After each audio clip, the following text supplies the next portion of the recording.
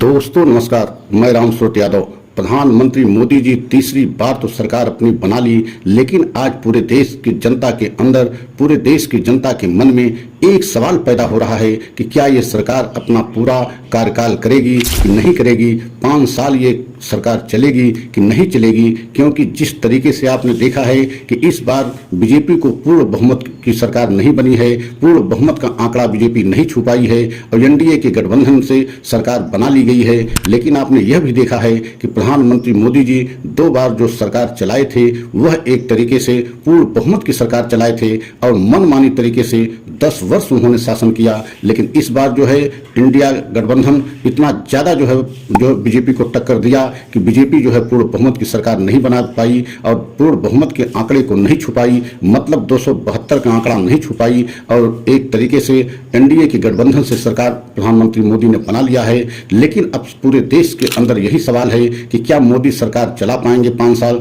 या नहीं। क्या उससे पहले ही प्रधानमंत्री मोदी जी, मतलब बहुत पहले यहां तक आशंका की जा रही है कि प्रधानमंत्री 1-2 महीने या 3 महीने के अंदर प्रधानमंत्री मोदी की सरकार गिर सकती है। लेकिन अब तो हालात ऐसे बताए जा रहे हैं, विशेष सूत्रों से ऐसे खबरें आ रही हैं कि प्रधानमंत्री मोदी जी मजबूर हो जाएंगे, मतलब 1-2-3 महीने के अंदर या 6 महीने के अंदर हो सकता है प्रधानमंत्री मोदी स्वयं इस्तीफा दे दें। तो आज हम इसी पर पूरा खुलासा करेंगे कि ऐसी कौन सी मजबूरी आ सकती है प्रधानमंत्री मोदी के सामने। क्या आरएसएस ऐसी कोई मजबूरी प्रधानमंत्री मोदी के सामने ला सकता है जिससे प्रधानमंत्री मोदी स्वयं इस्तीफा दे देंगे। तो आज हम पूरा आरएसएस का और बीजेपी का पूरा सच का खुलासा करेंगे कि आरएसएस और बीजेपी का संबंध क्या है, बीजेपी के सभी बड़े बड़े लीडरों पर कंट्रोल एक तरीके से आरएसएस का कैसा होता है और आरएसएस नहीं चाहेगा तो कोई प्रधानमंत्री पद पर रह सकता है या नहीं रह सकता है। यह सारे खुलासे आज हम करेंगे। लेकिन आप लोगों से निवेदन है कि अगर हमारे चैनल पर पहली बार हैं तो आप जो है हमारे चैनल को लाइक सब्सक्राइब कर लें, वीडियो को अंत तक जरूर देखें, तभी पूरा सच आपको समझ में आएगा। तो सबसे पहले आपको यह जानना बहुत जरूरी है कि आरएसएस की वजह से बीजेपी का जन्म हुआ, मतलब एक तरीके से माँ बाप की भूमिका में आरएसएस हमेशा जो है रहती है और आरएसएस जैसा चाहती है वैसे बीजेपी एक तरीके से जो है राजनीतिक काम को करती है। और आपने देखा भी है कि आरएसएस कभी भी सीधे तौर पर जो है सरकार में भागीदारी नहीं करती, लेकिन बीजेपी का पूरा कंट्रोल आरएसएस के हाथ में रहता है और आरएसएस ही माँ बाप की भूमिका में रहता है। लेकिन आपने देखा है जब से प्रधानमंत्री मोदी ने 10 वर्ष प्रधानमंत्री रहे तो आरएसएस की किसी तरीके से बातों को एक तरीके से मानने से इनकार करते रहे और यही कारण है कि अब आरएसएस और बीजेपी में इतनी ज्यादा तलखी बढ़ गई है कि आपने देखा है कि जो भाषा या जो बात विपक्ष हमेशा 10 वर्ष करता रहा और बहुत सारे आरोप जो है बीजेपी सरकार पर विपक्ष लगाता रहा, लेकिन जो है बीजेपी कभी मानने के लिए तैयार नहीं हुई। लेकिन आप सोच नहीं सकते हैं कि अगर आरएसएस वही भाषा बोलने लगे, आरएसएस उसी जो है भाषा में जो है आरोप आलोचना बीजेपी के करने लगे, खासकर प्रधानमंत्री मोदी की आलोचना करने लगे और प्रधानमंत्री मोदी को और बीजेपी सरकार को अहंकारी बता दे, घमंडिया बता दे, मतलब 10 वर्ष शासन जो है बीजेपी ने एक तरीके से अहंकार में किया, क्योंकि आरएसएस ने खुले तौर पर एक तरीके से संदेश बीजेपी को दे दिया है कि बीजेपी अहंकार की वजह से इस बार जो है पूर्ण बहुमत की सरकार नहीं बना पाई। और एक तरीके से मणिपुर की घटना को लेकर के जिस तरीके से मणिपुर में 1 साल से मणिपुर में दंगा फसाद हो रहा है और मणिपुर में अशांति फैली हुई है, उसको लेकर के आरएसएस ने जिस तरीके से प्रधानमंत्री मोदी की आलोचना की है, प्रधानमंत्री मोदी को आईना दिखाया है, उससे पूरी बीजेपी बैकफुट पर पहुंच गई है। क्योंकि बीजेपी अब तक जो है विपक्ष के नेताओं को जो है जवाब देती रही और विपक्ष के नेताओं को झूठा करार देती रही और राजनीति करने का आरोप लगाती रही। लेकिन जिस तरीके से अब आरएसएस ने बीजेपी पर हमला करना शुरू किया है और खासकर मोदी पर हमला करना शुरू किया है, उससे बीजेपी एकदम असहज हो गई है, क्योंकि अब किसी तरीके से बीजेपी आरएसएस पे हमला नहीं कर सकती और आरएसएस को कुछ भी जो है सफाई बीजेपी नहीं दे पा रही है। तो आप समझ सकते हैं कि पूरे देश में इस समय आरएसएस ने किस तरीके से बीजेपी को एक तरीके से पूरे देश की जनता के सामने पूरी बीजेपी की पोल खोल कर रख दिया है कि बीजेपी ने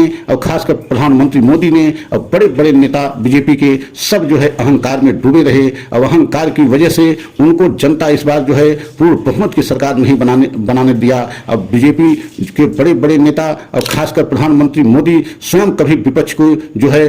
परवाह नहीं किए और विपक्ष को कभी तवज्जो नहीं दिए, जबकि विपक्ष की एक बहुत बड़ी भूमिका होती है। और विपक्ष कोई बाहरी नहीं, अपने देश के और देश की जनता के लिए विपक्ष आवाज उठाता है। तो आप समझ सकते हैं कि किस तरीके से आरएसएस ने अब बीजेपी पर हमला करना शुरू कर दिया है। ऐसा लग रहा है कि बीजेपी पर जिस तरीके से आरएसएस हमला कर रहा है और जिस तरीके से मोदी की नीतियों को लेकर के बीजेपी अब आलोचना कर रहा है, वो चाहे मणिपुर की घटना हो या और देश की कोई घटनाएं हो, उसको लेकर के आरएसएस ने अब खुल करके एक तरीके से बीजेपी की जो है आलोचना और बीजेपी खासकर प्रधानमंत्री मोदी की नीतियों की आलोचना आरएसएस कर रहा है। और इससे बीजेपी बेहद असहज महसूस कर रही है। और आपने देखा भी है कि अब ऐसा प्रतीत हो रहा है, विशेष सूत्रों से खबरें आ रही हैं कि क्या बीजेपी में कई जो है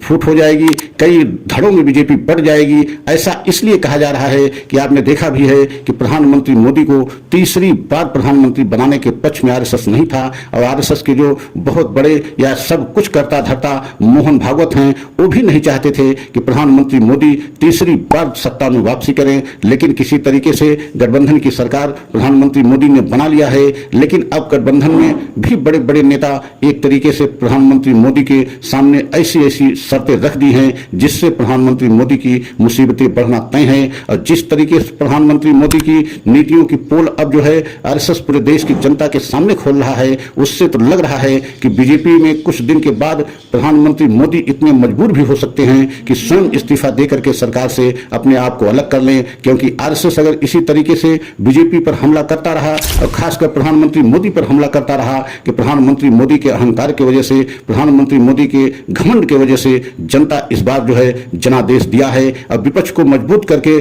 जो है संसद में भेजा है कि आप वहां अपनी बात को मजबूती के साथ कहें। क्योंकि प्रधानमंत्री मोदी अगर विपक्ष की ताकत कम रहती है तो उसको किसी तरीके से तवज्जो नहीं देते। और यही कारण है कि आरएसएस ने स्पष्ट तौर से कहा है कि ये प्रधानमंत्री मोदी के अहंकार की वजह से जनता इस बार उनको ऐसा जनादेश दिया है और विपक्ष को मजबूत करके भेजा है कि विपक्ष अपनी बात को मजबूती के साथ जो है देश की जनता का सारे सवालों को संसद में रखे। तो आप समझ सकते हैं कि बीजेपी के लिए आने वाले समय में जितना मुश्किल विपक्ष से है और जितना मुश्किल उनके गठबंधन के दलों से है, उससे कहीं ज्यादा मुश्किल प्रधानमंत्री मोदी को और बीजेपी को आरएसएस से है। क्योंकि आरएसएस बीजेपी को आड़े हाथों ले लिया है। और आपको यह भी बताना बहुत जरूरी है कि आरएसएस 1925 की बनी हुई संगठन है और संस्था है, मतलब 100 साल होने को जा रहे हैं। लेकिन आरएसएस कभी भी सीधे तौर पर सत्ता में भागीदारी नहीं करती, लेकिन आरएसएस के कंट्रोल से ही बीजेपी जो है सत्ता में रहती है। और आरएसएस जैसा चाहती है